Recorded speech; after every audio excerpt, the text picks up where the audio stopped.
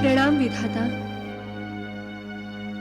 देवी, आपकी वाणी आज हमारे कानों को मधुर क्यों नहीं लग रही? अच्छा ही है स्वामी, इसी बहाने आपके कान मेरी वाणी सुनना नहीं चाहेंगे और आपको भी धीरे धीरे ब्रह्मलोक में मेरी अनुपस्थिति का अनुभव बुरा नहीं लगेगा। ये आप क्या कह रही हैं देवी? आपकी ब्रह्मलोक में अनुपस्थिति का तात्पर्य है कि ब्रह्मलोक का अस्तित्व ही खो गया है। देवी, आप तो ब्रह्मलोक की आत्मा हैं। देवी, आपके बिना ब्रह्मलोक का कोई सार ही नहीं। आप ऐसा क्यों कह रही हैं?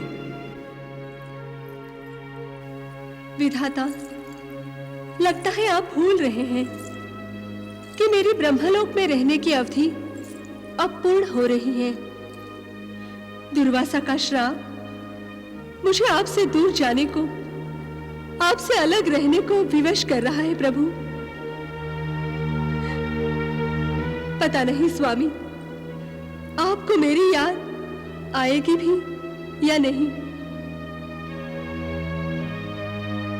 किंतु मैं कहीं भी रहूंगी, किसी भी रूप में रहूंगी, मेरा मन सदा आपके चरणों में ही रहेगा प्रभु। देवी, आज मुझे अपने आप पर क्रोध आ रहा है और दया भी। क्रोध इसलिए कि मैं इतना असमर्थ क्यों हूं। विधाता होते हुए भी मैं अपने लिए कुछ भी नहीं कर सकता। मेरी अपनी इच्छाओं का कोई महत्व ही नहीं है। देवी, मैं तो सृष्टि का निर्माण करता हूं, मुंह मांगे वर देता हूं, किंतु अपने लिए कुछ भी नहीं कर सकता। देवी, मुझे अपने आप पर दया आ रही है। मैं कितना छोटा हूं, कितना तुच्छ हूं, कितना दुर्बल हूं कि दुर्वासा के एक शाप का मुंह तक नहीं मोड़ सकता। स्वामी, आप व्याकुल मत होइए। प्रारब्ध हमसे जो करवाएगा हमें वही करना होगा। और स्वामी, आप तो सर्वज्ञ हैं, सब कुछ जानते हैं। श्राप की अवधि जब तक पूरी नहीं हो जाती, मुझे आपके चरणों से दूर रहना ही होगा प्रभु। अतः आप मुझे गंधर्वलोक जाने की आज्ञा दीजिए प्रभु। देवी, मैं दुखी मन से केवल इतना ही कहूंगा कि गंधर्वलोक में आपका जीवन सदा ही सुखमय रहे और भगवान विष्णु आपकी सदा सहायता करते रहे। प्रणाम विधाता।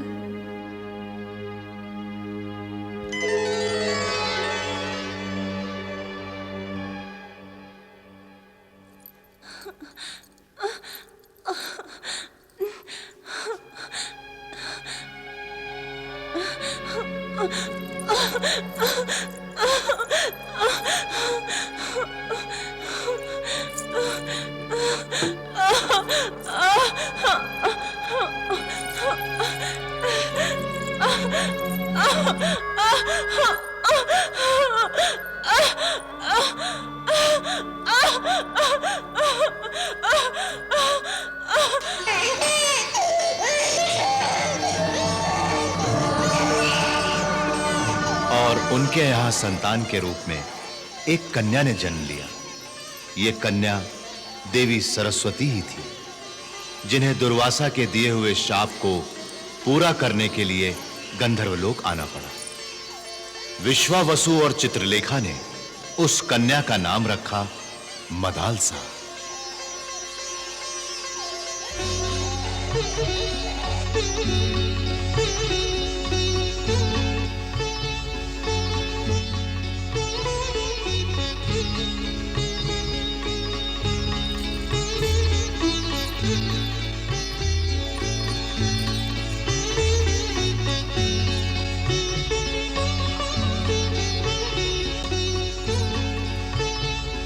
हमें हमारी तपस्या का कितना सुंदर फल मिला है स्वामी। हाँ चित्रलेखी, इसके मुख का तेज देखकर लगता है जैसे कोई दैवी वरदान मिला है हमें, और हम अपने इस दैवी वरदान का स्वागत करते हैं। परमेश्वर की कृपा मानकर सच्चे मन से इसका स्वागत करते हैं।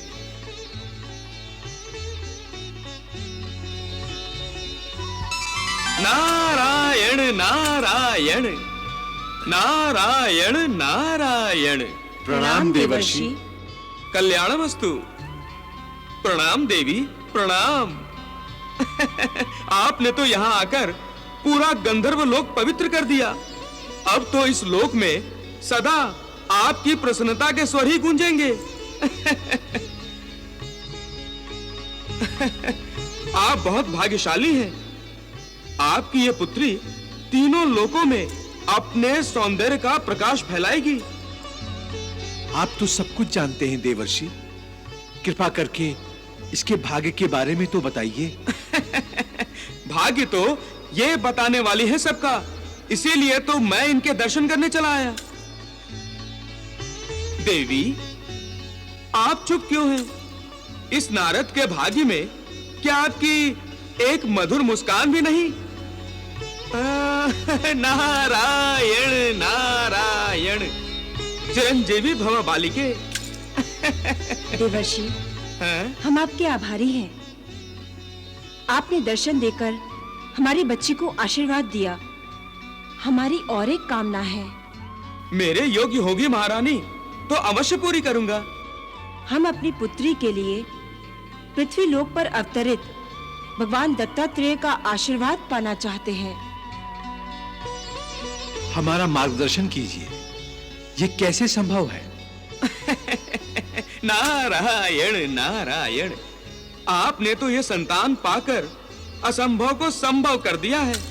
तो भगवान तो सदा अपने भक्तों के वश में रहते हैं।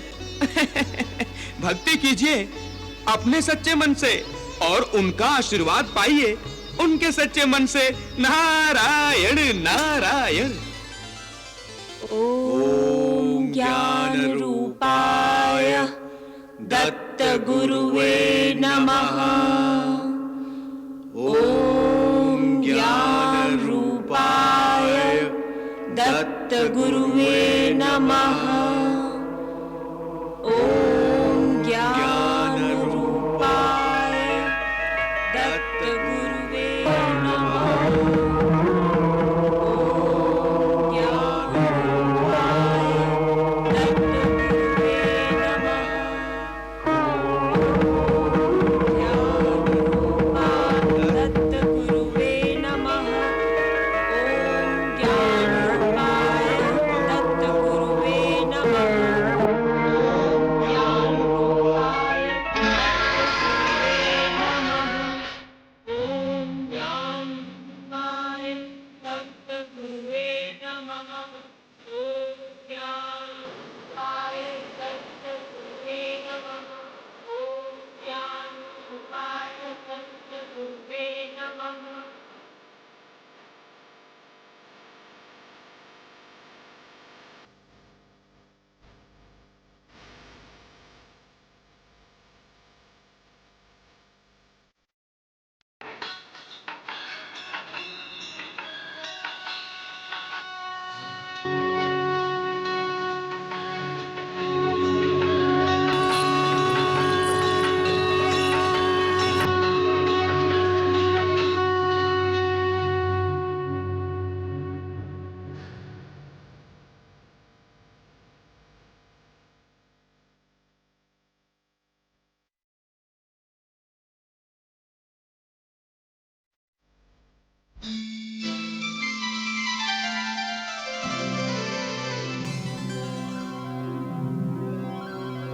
तुम्हारी भक्ति ने हमारा मन जीत लिया। जब भी भक्त हमारा स्मरण करता है, हमें उसकी इच्छा पूरी करनी पड़ती है। अपनी इच्छा कहो राजन। हमारी सारी इच्छाएं हमारी पुत्री से जुड़ी हुई हैं प्रभु। उसे जीवन में सर्वगुण संपन्न बनाना, जीवन में उसे कभी कोई कष्ट ना आए। भगवान, हम चाहते हैं कि महारानी चित्रलेखा, आपके यहाँ किसी साधारण जीवात्मा ने जन्म नहीं लिया। यह तो साक्षात देवी सरस्वती का अवतार है।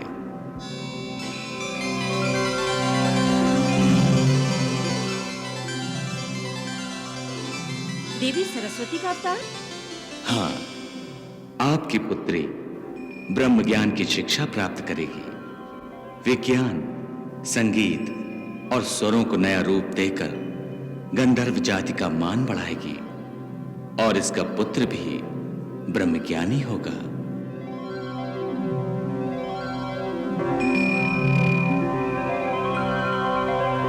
हमारा आशीर्वाद सदा तुम्हारे साथ है।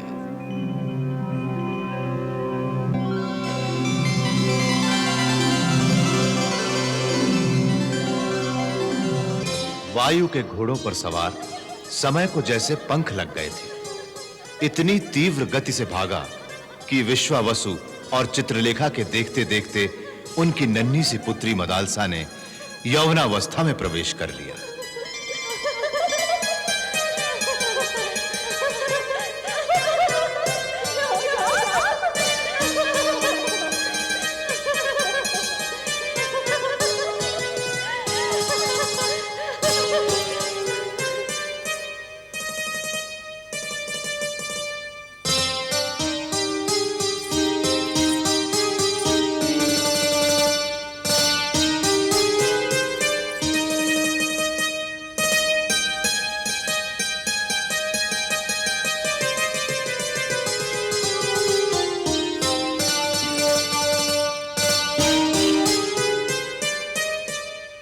ठीक उसी समय असुर राज वज्रकेतु के पुत्र पाताल केतु को पाताल साम्राज्य का राजा बनाया जा रहा था।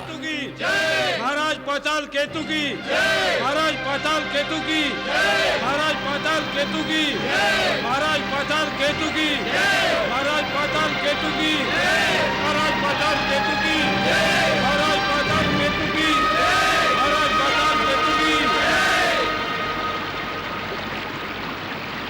राज सिंहासन पर बैठते ही पाताल केतु को अपने स्वर्गीय पिता वज्रकेतु की याद आई और उसने राजपुरोहित से पूछा, गुरुदेव, आपसे मुझे एक रहस्य जानना है।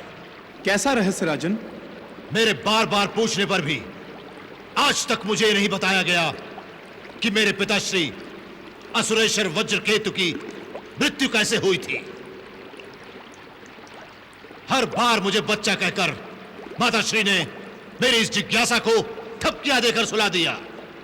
महारानी ने जो किया वो ठीक किया राजन। माता नहीं चाहती कि उनके पुत्रों को शत्रुओं द्वारा कोई हानि पहुंचे, क्योंकि बाल बुद्धि पर इसका बुरा प्रभाव पड़ता है। कैसा बुरा प्रभाव?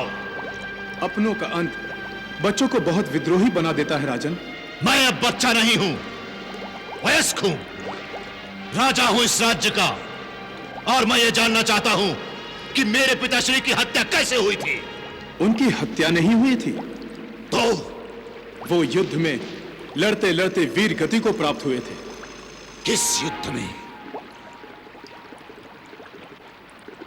गुरुदेव, किस युद्ध में मेरे पिता मारे गए थे और किसके हाथों?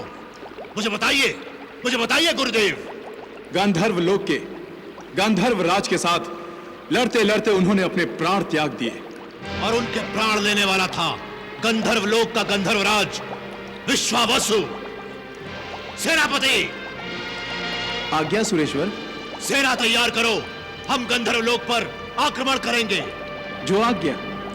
असुरराज, कोई भी निर्णय लेने से पहले अपने मन को शांत कर लेना चाहिए।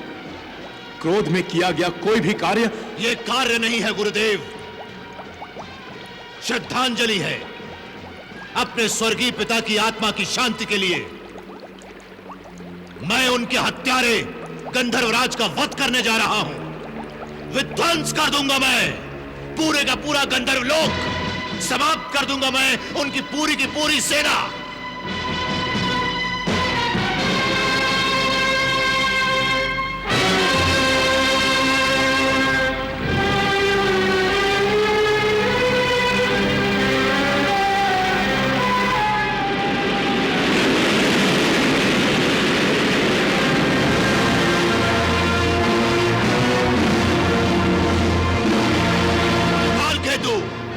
भ्राताश्री। तुम पृथ्वी पर रहकर ही असुरों के शत्रुओं का नाश करोगे। मैं अकेला भ्राताश्री? मायावी कभी अकेला नहीं होता। तुम अपनी माया से ऋषि बन जाओ और यहाँ अपना एक आश्रम स्थापित करो। जो आज्ञा भ्राताश्री।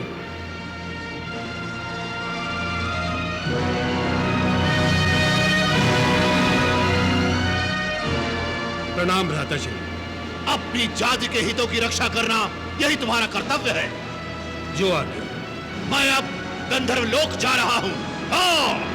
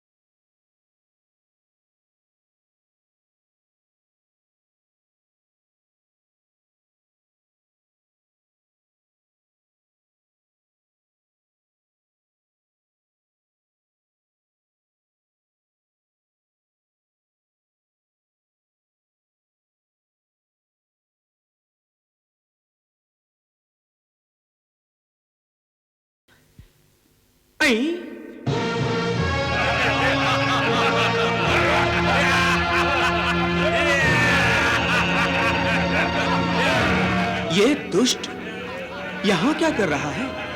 कहीं ये गंधर्व लोग तो नहीं जा रहा?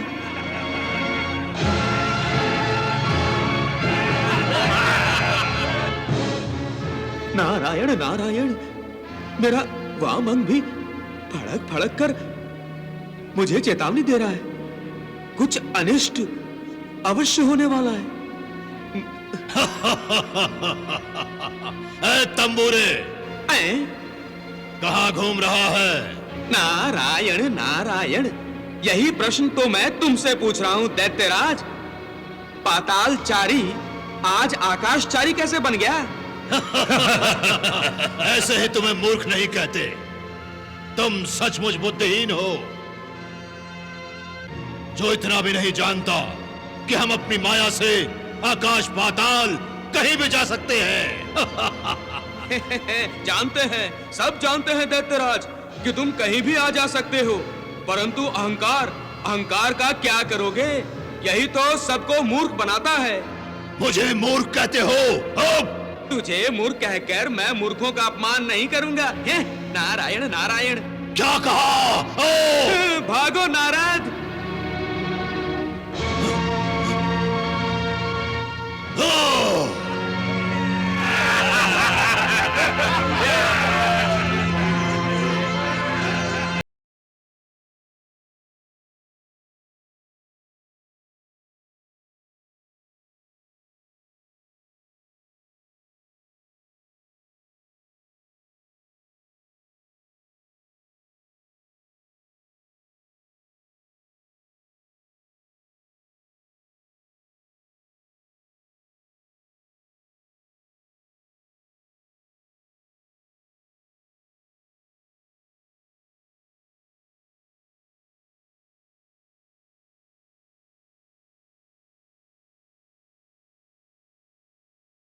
ये कौन नृत्य कर रही है? वीरबाहु, ये तो गंधर्व राज की पुत्री मदालसा है। मदालसा? इसे देखते ही मेरे मन में लालसा ने जन्म ले लिया। ये सुंदरी तो पाताल लोक के राजभवन की शोभा होनी चाहिए।